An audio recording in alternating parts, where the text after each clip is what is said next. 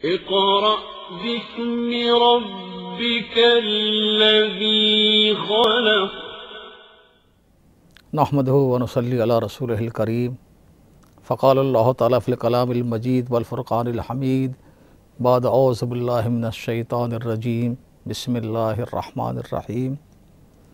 क़ुल हाज़िही सबीली अदअू इलल्लाहि अला बसीरतिन अना व मन इत्तबअनी। हज़रात मोहतरम, कल असहाबे कहफ़ का वाक़या शुरू हुआ था। सूरह कहफ़ जो है, इसके मुतालिक मैंने बतलाया था कि सरवर दो आलम सल्लल्लाहु अलैहि वसल्लम ने इरशाद फरमाया, जो इसको पढ़ता रहेगा या एक रिवायत के मुताबिक इसी शुरू की 10 आयतें या आखिर की 10 आयतों को पढ़ता रहेगा तो दज्जाल का फितना, जो सबसे अजीम फितना इस दुनिया में होगा, उससे अल्लाह हिफाजत फरमाएंगे। और हर दौर के दज्जाल होते हैं, हर दौर के शयातीन होते हैं जो लोगों को राह हक़ से हटाते हैं, अल्लाह के रास्ते से, और शैतान की राह पर डाल देते हैं। तो हर दौर के दज्जालों से खुदा उसकी हिफाजत फरमाएंगे। ये वाक़या जिस तरह मैंने अर्ज़ किया था, हज़रत ईसा अस्सलाम के तकरीबन 125 साल बाद का है। रोमन अम्पायर का है। रोमन अम्पायर उस ज़माने में सबसे बड़ी ताकत थी, सुपर पावर, जिसकी अमलदारी पूरे यूरोप पर तो थी, साथ में ये तुर्की एक हिस्सा मशरिकी रोमन अम्पायर था, जिसका कैपिटल जो है वो तुर्की था, इस्तांबुल। और मगरिबी का रोम था, जो आज भी है। इनके तहत में शाम और फ़लस्तीन का इलाका भी था, जहाँ हज़रत ईसा अस्सलाम पैदा हुए थे। तो दावत हक़ अल्लाह की तरफ से इंसानों की रहनुमाई के लिए शुरू हुई हज़रत ईसा अस्सलाम के ज़रिए से। वो उस ज़माने का इस्लाम था, उस ज़माने का सही दीन था। और उनके बाद उनके मानने वाले जो हवारीन कहलाते हैं, उन्होंने इस दावत को दुनिया में जारी रखा और उनके मानने वालों के ज़रिए से रोमन अम्पायर तक वो दावत पहुंची। एक तो सेंट पॉल जैसे लोग थे जो एक मकसद के लिए आए थे, दीन हक़ को बिगाड़ने के लिए और एक नया एडिशन अपनी मर्ज़ी के मुताबिक तैयार करने के लिए। लेकिन जो सही हवारी थे, उनके ज़रिए से जब दावत पहुंची तो कुछ आमनु बिरब्बिहिम इन्नहुम फित्यतुन, कुछ नौजवान। देखो, फ़तन का लफ्ज़ जो है अरबी में, वो नौजवानी के लिए, शबाब, यानी जवानी सिर्फ उम्र के एतबार से नहीं, बल्कि हौसले इरादे के एतबार से भी और क़ुव्वतों के एतबार से भी, हर एतबार से नौजवान। कुरान ने जो लफ्ज़ इस्तेमाल किया फित्यतुन, ये जमा तक़लील है, जमा क़िल्लत है, यानी 1 से 9 तक। और जितने ज़बानें दुनिया में या तो मुफ़रद होता है, जमा होती है, एक के लिए अलग और सब के लिए, बहुतों के लिए अलग। ये अरबी की ख़ासियत है, वहाँ पर 3 सीगे होते हैं, एक फ़र्द का, वाहिद का, और एक जमा क़िल्लत 1 से 9 तक, और एक जमा कसरत यानी 9 से ज़्यादा। तो फित्यतुन का लफ्ज़ जो है वो यानी 9 तक। जिस तरह कुरान ने सराहत की है कि बाज़ लोग कहते हैं कि वो 5 थे, 6ठा उनका कुत्ता था, बाज़ कहते हैं 6 थे, 7वां कुत्ता था, बाज़ कहते हैं कि 7 थे उनकी तादाद, 8वां कुत्ता था। तो कुरान के अंदाज़े बयान से, तर्ज़ असलूब से पता चलता है कि वो 7 थे। और ये बड़े ख़ानदान के बच्चे थे, ऊंचे ख़ानदान के, यानी किसी का बाप, किसी का भाई, किसी का चचा रोमन अम्पायर के बड़े बड़े ओहदों पर फाइज थे, बड़े बड़े उज़रा थे। तो ऐसे लोग, और कुरान का कोई लफ्ज़ बेकार नहीं होता, बल्कि एक नगीने की तरह पर, हीरे की तरह जड़ा होता है। आमनु बिरब्बिहिम, रब का, अल्लाह के और बहुत सारी सिफातें, बहुत सारे नाम हैं, कुरान ने रब इस्तेमाल किया। क्या मतलब? मतलब ये है कि हर दौर के जो हुकूमत होती है, जो हर दौर का जिनका गलबा जिन्हें हासिल होता है, वो समझते हैं हम रब भी हैं। परवरिश के नक्शों पर काबिज़ हो जाते हैं, परवरिश के वसाइल उनके हाथ में होते हैं, तो समझते हैं कि लोग हमारे मोहताज, हम उनको पाल रहे हैं। तो इन नौजवानों ने इसको चैलेंज किया, रोमन अम्पायर जैसी ताकत को, उनके नाक के नीचे, उनके कैपिटल के अंदर कि रब्बना रब्बुस समावात वल अर्द, हमारा रब तो है जो आसमानों ज़मीनों का रब है, तुम रब नहीं हो। वक्ती तौर पर खुदा ने आजमाइश के लिए कुछ नक्शे तुम्हारे हाथ में दे दिए हैं, लेकिन तुम रब नहीं हो।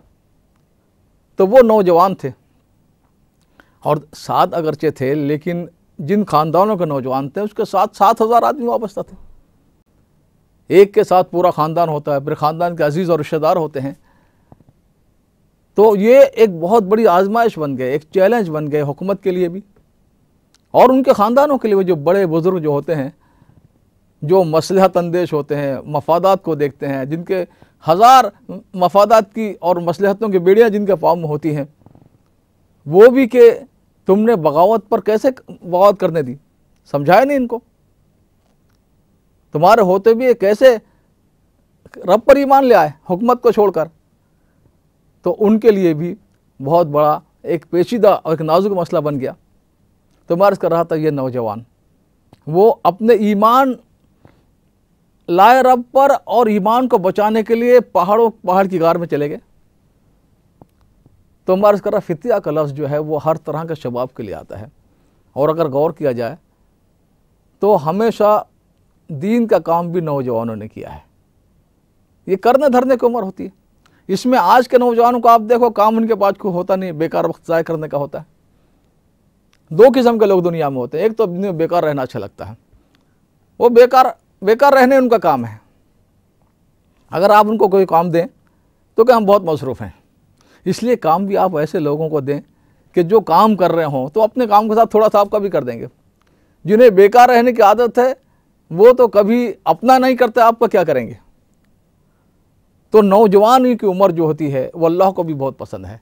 हदीस में आता है, फरमा रसूलुल्लाह सल्लल्लाहु अलैहि वसल्लम ने कि क़यामत के दिन जब अल्लाह के अर्श के साए के सिवा कोई साया नहीं होगा, उस वक्त में 7 आदमी ऐसे होंगे जो अल्लाह के अर्श के साए में होंगे। उसमें शाबुन नशा फी इबादतिल्लाह, वो नौजवान जो अल्लाह की इबादत में जिसकी जवानी गुजरी हो, जवानी की इबादत अल्लाह को बहुत पसंद है।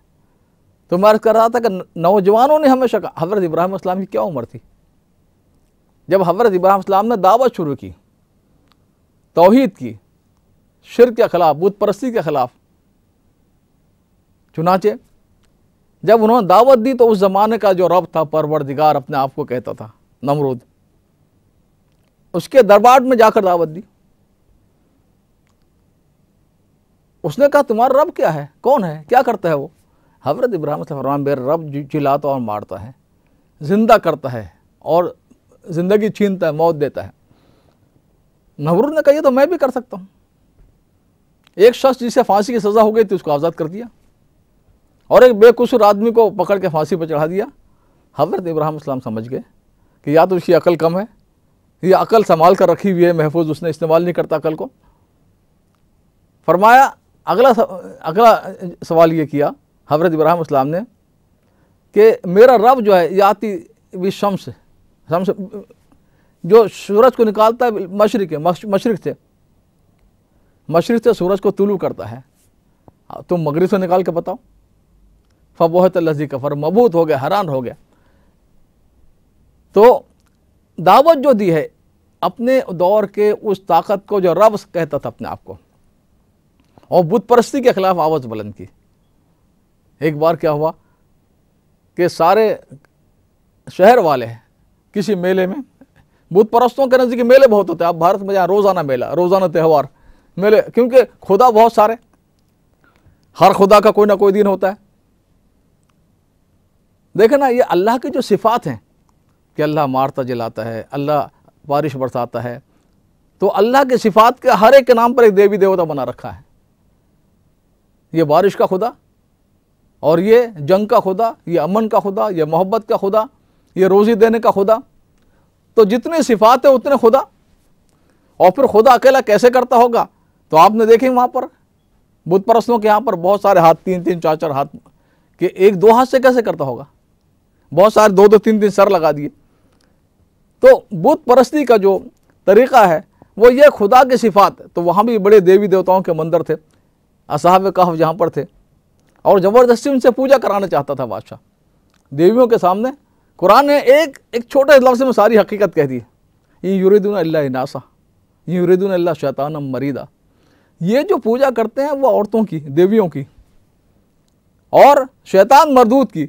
बाज उनके खुदा तो मालूम होते हैं कि शैतान ज़बान बाहर निकली हुई है और सर कटे हुए लटक रहे हैं और ये है, ये दुर्गा है, ये फला है, मालूम होता पूरा शैतान। कुरान ने एक लफ्ज़ में हकीकत बयान की है। तो मैं अर्ज़ कर रहा था कि हज़रत इब्राहीम अलैहिस्सलाम भी एक मरतबा क्या सब मेले में चले गए, इन्होंने सारे बुतों को एक कुल्हाड़ी से टुकड़े करके, बड़ा जो बुत था, बड़ा देवता था, उसके कंधे पर कुल्हाड़ी रख दी। जब लोग वापस आए तो देखा ये हमारे खुदाओं के साथ, हमारे माबूदों के साथ। तो वहाँ पर जो कुरान ने लफ्ज़ इस्तेमाल किया फितवतन, कि एक नौजवान युकाल लहू इब्राहिम, एक नौजवान जिसको इब्राहिम कहा जाता है, वो बुतों का तस्करा करता था। सबका शक इन पर गया। वो आए इनके पास, हज़रत इब्राहिम अलैहिस्सलाम ने अपने खुदा से पूछो ना, उसके सबूत भी है, उसके कंधे पर कुल्हाड़ा मौजूद है। कहने लगे तुम्हें पता ये तो बोलते नहीं। इब्राहिम साहब तुम्हारी अकल घास चढ़ गई है, जब बोलते नहीं, जो खुद अपने आप को हिफाजत नहीं करते तुम्हारी क्या हिफाजत करेंगे? खुद को नुकसान से नहीं बचा सकते, तुम्हें क्या बचाएंगे अपने नुकसान से? तो कुरान ने लफ्ज़ फितियत उनका इस्तेमाल किया, फतन, एक नौजवान, जवानी की। हज़रत इब्राहिम अस्सलाम जिनके बाद अल्लाह ने तय कर दिया जिनकी कुर्बानियों पर के हज़ारों नबी उनकी नस्ल से पैदा हुए, नौजवान थे। हज़रत मूसा अस्सलाम भी नौजवान थे। हज़रत मूसा अस्सलाम की उम्र ये थी जब दावत दे इज़हब इला फ़िरऔन अन्नहु तग़ा, जाओ फ़िरऔन को, सरकशी अल्लाह की नाफरमानी कर रहा, उसको समझाओ, दावत दो अल्लाह की तरफ। अब बाजार में गुजरे तो देखा कि एक तो उनके ख़ानदान का इसराइली, बनी इसराइल का, और एक किब्ती जो फ़िरऔन के ख़ानदान का, इनके उलझे हुए थे, लड़े। हज़रत मूसा अस्सलाम ने बीच बचाव कराना चाहा, हटाना चाहा, लेकिन जवान और ऐसे शबाब पर जवानी, एक उसे घोंसा ऐसा लगा, पंच ऐसी मारी कि वो हमेशा के लिए नॉकआउट हो गया, गिर कर मर गया। तो ये बूढ़े आदमी का तो ये काम, बूढ़े आदमी के बस की बात नहीं है। तो जवानी के आलम में हज़रत मूसा अस्सलाम को, हज़रत ईसा अस्सलाम तो बिल्कुल नौजवान थे। जब आसमान तो उठाए गए, या इनके मुताबिक जो इनका जो अकीदा है गलत किस्म का कि वो सूली पर चढ़ा दिया खुदा के बेटों को पकड़ के यहूदियों ने, तो उनकी उम्र 30 साल से ज़्यादा नहीं थी। तो हज़रत इब्राहिम अस्सलाम नौजवान, मूसा अस्सलाम नौजवान, ईसा अस्सलाम नौजवान। आज सारी दुनिया की कौम इब्राहिम अस्सलाम को अपना रहनुमा मानती है, मुख्तदा और पेशवा मानती है। और हुजूर अकरम सल्लल्लाहु अलैहि वसल्लम की दावत जब आपने दी है तो सारे नौजवान, जब आपने दावत दी, आपकी उम्र, नबी को नबूवत मिलती है आमतौर पर 40 साल में। हज़रत ईसा अस्सलाम का एक इस्तिस्ना है, तो बचपन में मिल गई थी उनको नबूवत। तो ऐन शबाब का दौर होता 40 साल। हज़रत अबू बकर की उम्र रज़ियल्लाहु ताला अन्हु 38 साल की, हज़रत उमर रज़ियल्लाहु अन्हु 27 साल के, हज़रत उस्मान नौजवान, हज़रत हमज़ा सैयदुल शुहदा जो आप पूछे जाए वो नौजवान। तो ये जो इनकलाब आया पूरी दुनिया में तौहीद का और अल्लाह की इबादत का, ये नौजवानों के हाथों से आया। हमेशा इनकलाब नौजवानों के हाथों से आता है। बात के भी आप पूरी तारीख आप उठाकर देखें, शेख अब्दुल कादिर जिलानी नौजवान की उम्र में शेख बन गए थे। ख्वाजा मोइनुद्दीन चिश्ती नौजवानी के आलम में शेख बन गए थे। ख्वाजा बख्तियार काकी, सारे बुजुर्गों के, औलिया कराम की हालत भी आप उठाकर देखें। इमाम गजाली रहमतुल्लाह अलैह, मोहम्मद अबू हामिद मोहम्मद अल गजाली, उनके बड़े भाई थे अहमद गजाली, वो उनके पीछे नमाज नहीं पढ़ते थे। बहुत बड़े आलिम, बड़े मुफ्ती, बड़े ख़तीब, सारी दुनिया के उलमा उनके पास आते, उनसे रुजू करते। अब बड़ा भाई पीछे नमाज नहीं पढ़ा था, लोगों को ये होता, इमाम शाफी को भी पता नहीं लोग क्या सोचेंगे, क्या कमी है मेरे अंदर में। तो एक मरतबा उन्होंने अम्मा अपनी वालिदा से शिकायत की कि अम्मी जान, मेरा बड़ा भाई अहमद गजाली, इनका नाम मोहम्मद गजाली था, मेरे पीछे नमाज नहीं पढ़ते। तो माँ ने कहा बेटा जमात के साथ मस्जिद में भाई के पीछे नमाज पढ़ा करो। वो चले गए, एक रकात तो पढ़ी और दूसरे रकात में नमाज तोड़कर आ गए। अब और भी ज़्यादा तमाशा हो गया।